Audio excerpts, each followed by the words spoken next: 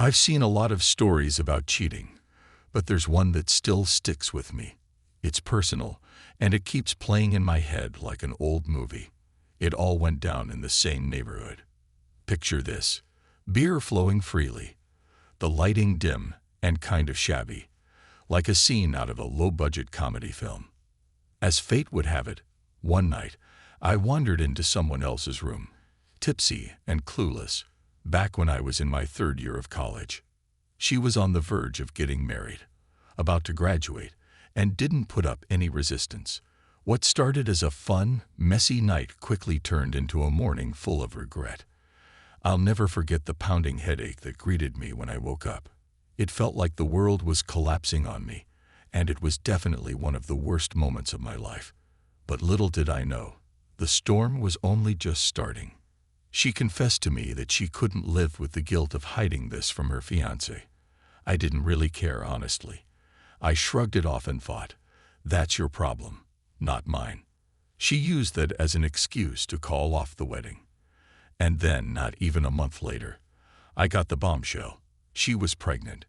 Next thing I knew, I was in the registry office, getting married to this girl who, somehow, had turned her life upside down by carrying a kid.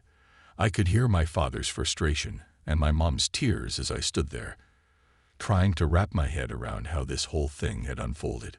I watched everything in confusion, thinking, how the hell did one night of partying lead to this mess? But life, as it always does, kept going. We had our son, and over time, I started to bond with him, despite everything. I was working 2 jobs to make ends meet, and she was undeniably beautiful.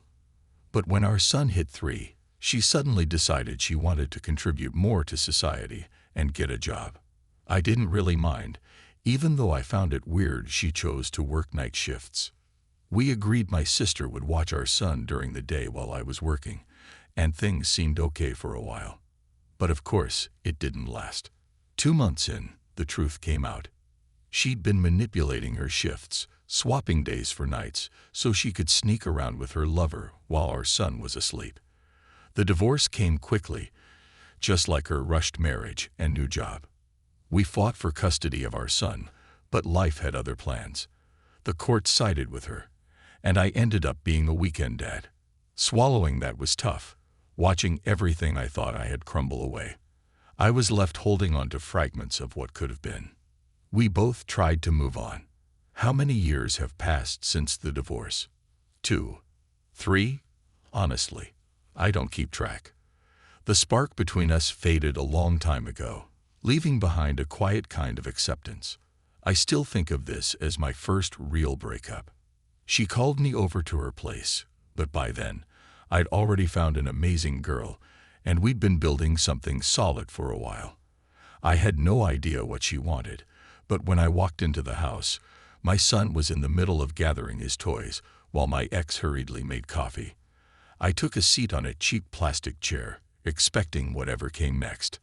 I was secretly amused, wondering if she was about to ask me about my new, successful relationship. She started off with, "It's nice of you to come today."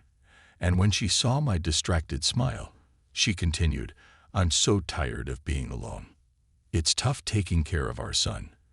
But how are things going with you?" It was such an odd question, and the response felt equally strange. As I was processing it, she plopped a hot cup of coffee in front of me, and I just stared at it, a little taken aback. After a couple of beats, a little revenge plot started to form in my mind.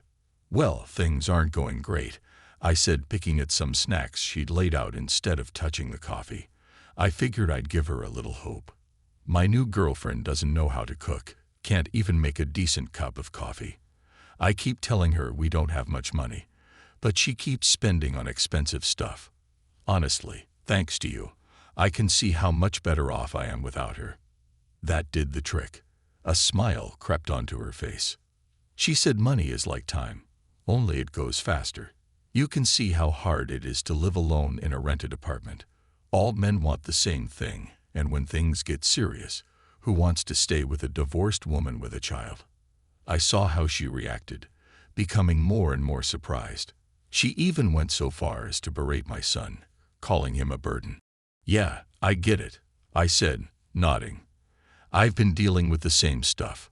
My work's a breeze compared to her constant complaints. How can you not snap when all she does is whine? I hardly get any time to myself." I could see both of them looking at me, and suddenly I realized I was stepping into dangerous waters. I quickly backtracked. "Well, okay, she can be a little tough to deal with, but overall, unhappy. I feel 100% good with her. Despite all the arguments, the ups and downs, we're good. She feels like home, you know. Honestly, thank you for cheating on me.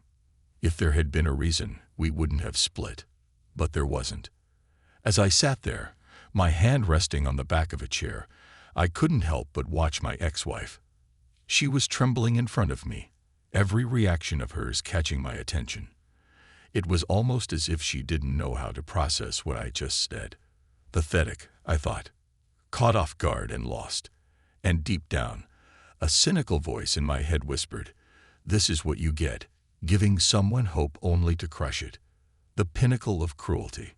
By the time I finished speaking, it was clear I'd hit a nerve. She leaped out of her seat like a cornered animal, rushing toward the stove. Her hands fumbled to turn the dials to full heat, starting a flame that felt like it matched the tension in the room. I could feel a chill in the air, almost as if everything had frozen.